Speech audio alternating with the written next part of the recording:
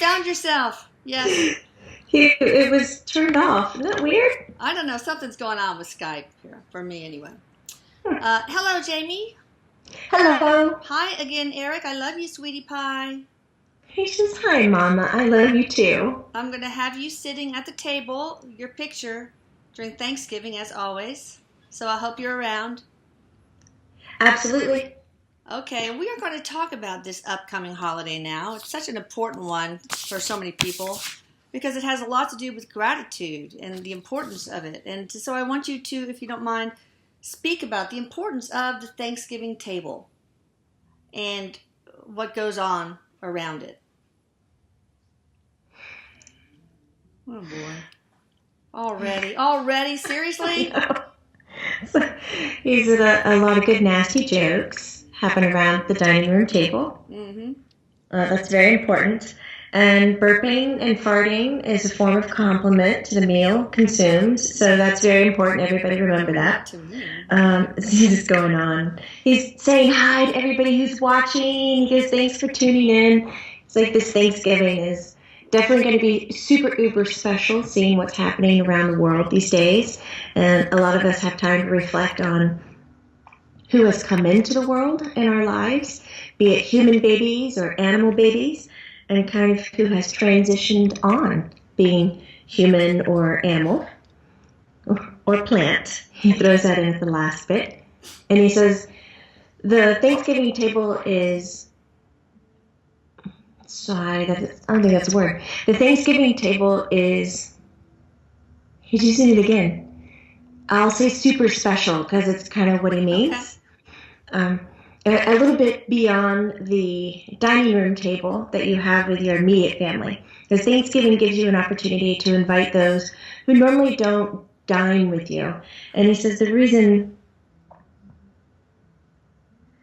Oh, is this like a history lesson? The reason that the table is so important is the food, the time and the love and attention it was put into it, and the nutrition, the comfort. But it's also used as an excuse to put something in your mouth so you don't have to comment on anything. He goes, but there's this thing where we go around and we state what we're grateful for in the year and what we look forward to in the next year. And he says, if your family is not really into sharing shit like that, because I know a lot of American families are like, let's just eat some turkey and watch some football. He said, well, then talk them into writing it and putting it into a cup. And then everybody goes around and takes one and reads what it says. And they don't know who it's from, but at least it gets said and some intent is stated around the table. And I'm telling you, on holidays like this, like birthdays, end of the year holidays, Christmas, Hanukkah, Kwanzaa, he's naming all these. He said are big holidays where the dead, we rush to you guys and we kind of poke and prod you. We leave little signs. He said for us on our end, it's such an enjoyment to see tradition go on. It's quite disheartening, though, to see some traditions stop because we're no longer there.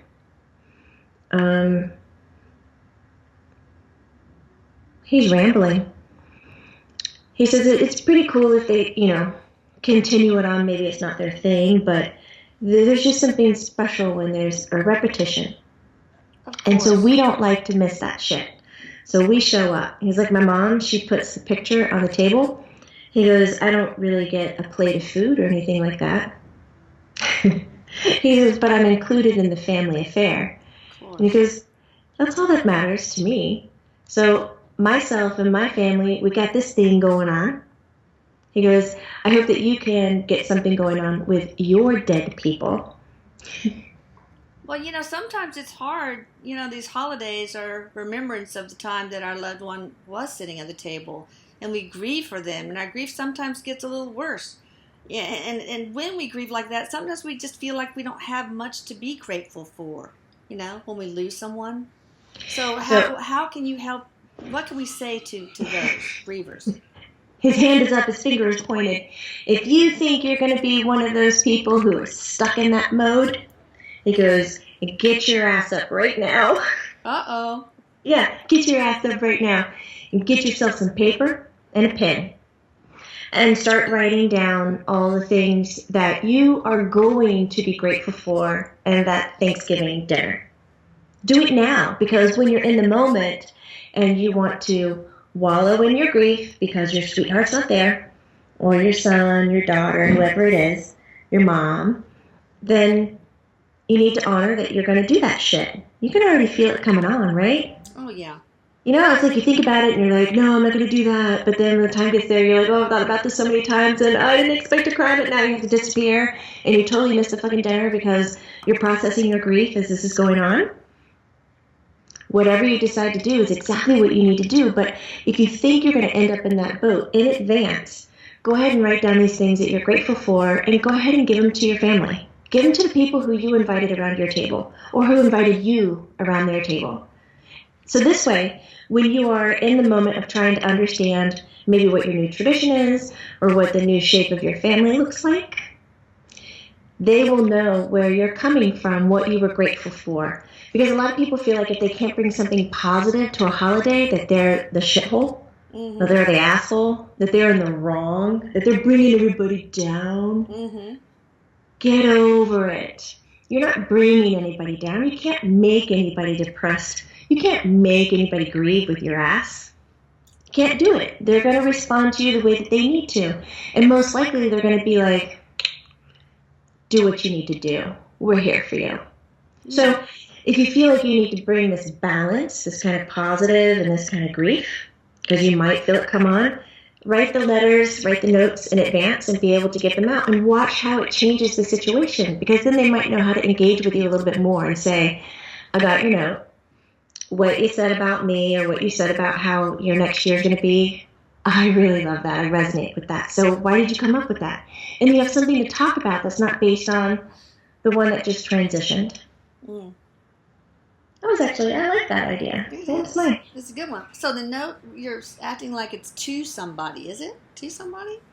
Yeah, he says I would write one, everybody who's at the table. Oh, I see. So you're writing something to each person at the table. I understand. And they're grateful for them. Or if it's this like one letter that you want to write, I would copy and put it in an envelope and kind of put everybody's name on it. So everybody has their copy. They don't have to like, hey, Aunt so-and-so wrote this. She's grieving. You need to read this. If it's to everybody, they'll read it and see where you were coming from and maybe what your fear was around Thanksgiving or your unknowing and understand you a little bit better without you going, oh, I don't want to talk about Stephen. He just passed away, and and kind of manage that. That makes sense. Yeah, it's hard on the day. Tell me a little bit let's talk about gratitude and its importance. He throws out his arm and he's just saying, gratitude. And then he bows. Okay. I'm grateful. What do you want to talk about, Erik? I'm grateful for you. Just the importance of gratitude in our life. Talk about the spiritual perspective, whatever you want. I'm gathering this for a magazine article too, by the way. So I want you to give me some pearls that the magazine will like. He said, you're a pearl, Mom. I know. The magazine likes you. Oh, sure. Well, we'll see. Why is giving gratitude so important? Yeah.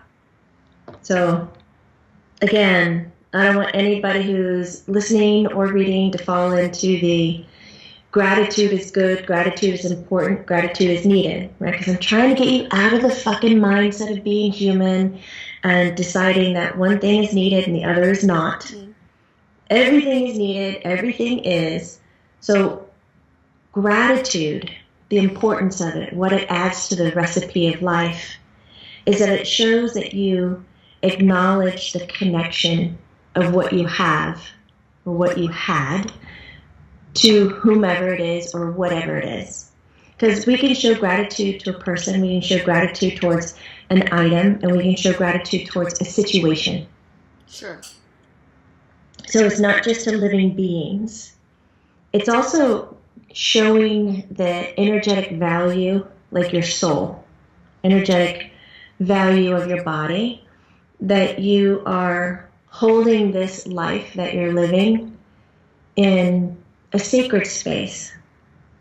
Sacred space is about expressing gratitude, holding space for the awareness of connection.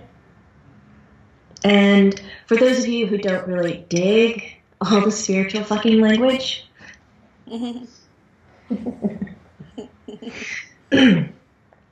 sacred space is like holding awareness of coincidence, luck, bright ideas. You know, he says we can make the terms really dry, or we can make the terms really woo-woo, but it's showing that acknowledgement. We get down to living energy. All energy is living. When we tend to a plant, talk to it, give it water, care for it, provide for it, we're showing awareness, and the plant grows. If we ignore the plant, don't give it the attention, don't give it the water, don't nurture it, don't show the gratitude, the plant dies. Same with people, same with babies, same with animals. If we don't raise or show attention, awareness, then the outcome is quite different. So taking the time for gratitude, which in Erik's definition is the awareness of, the acknowledgement of, so that's a very heady thing. He said, yeah, you can go heady with that.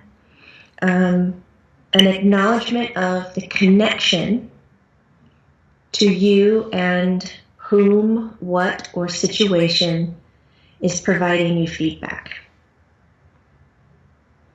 So it's like gratitude is an energy that is sustenance to other situations, people, and things, right? I mean, it's like that Dr. Emoto, his rice experiment, how he showed love and gratitude to one jar of rice, and it turned into sake, yummy. And the one he ignored just rotted, and there was one he said bad things to that didn't do too well too either. So let's talk about that. When you express gratitude, either outwardly or just keeping it to yourself, that must be a form of energy that has a positive effect on people, things, and situations. Yeah, it encourages growth. If you want to define that as positive, then hell yeah, it's fucking positive. So if you're grateful for your local firemen, but you don't express it except to yourself, will that still help them in some way? Yeah, I was just about to say, you don't have to fucking say it out loud. Energy is not ignited because we speak out loud. I know. No, that's just for ears. So most of our language is done internally. You know, our emotions aren't spoken out loud. They're implied by tone. They're implied by body language. There's so many other ways to communicate. But when we do internal dialogue and we show gratitude for those who are not around us, maybe they're halfway around the world, they still receive it. I would just be more specific about who you're directing it to, like the volunteer firemen in Station 29. Okay. In Atlanta, Georgia. Okay. Is there anything that we should, as a collective, be grateful for, express gratitude for now? Earth. Yeah. Big fucking advocate for Earth. Yeah, well, I hope so. Mama Earth. He said, yes, we tend to ignore that and take that for granted. You know, we're more apt to be grateful for our car, for getting us places, rather than the earth for providing the surface for our car to get around. Well, yeah. Strange, right? It's such a constant that it's become invisible. Wow, that is so true. Anything else about gratitude? Wow. Nope. Ding. Anything else about Thanksgiving? Can we say this? This is not legal in every state. Can I still say it? Oh, yeah, go ahead. He says, why not choose to keep the bottle of wine and the liquor off the table and just start passing the joint around and see how family responds to gratitude then. Oh, God. That's my Erik gosh. Meadows. You're going to get me into trouble. Yes. In the states that see it as legal. Okay. He goes, come on, man. Creating community, Mom. Oh, okay. I don't know about that. Anyway, but anything you want for Thanksgiving? You want me to do all my usual stuff? I'm the cook, mostly because I don't like the cleanup, so everybody has to do that. I'm off the hook when I cook.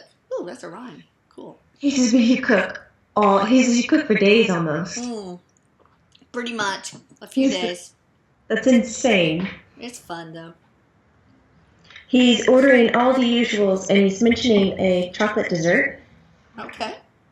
Like chocolate pecan pie or something? Fudge pecan pie? Seriously, does that really exist?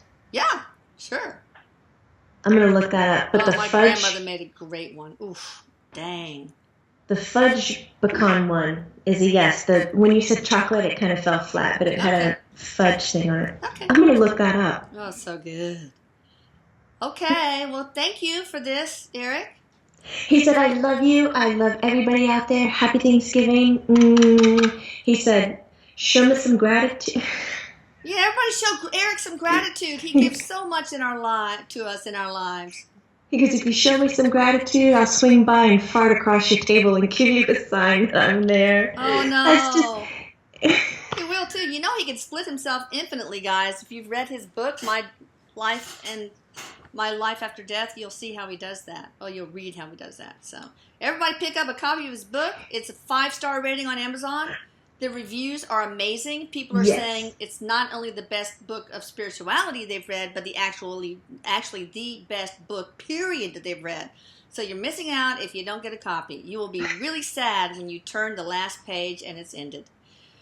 Aww. Anyway, it's true. I'm so proud of my boy. You did a good job, Erik. I'm grateful for you. I'm grateful for you, Mom, and I'm grateful to everyone who is watching and part of the CE family and beyond. I'm grateful for you, Jamie. I'm grateful for all you viewers. Bye. Bye, everybody. We love you.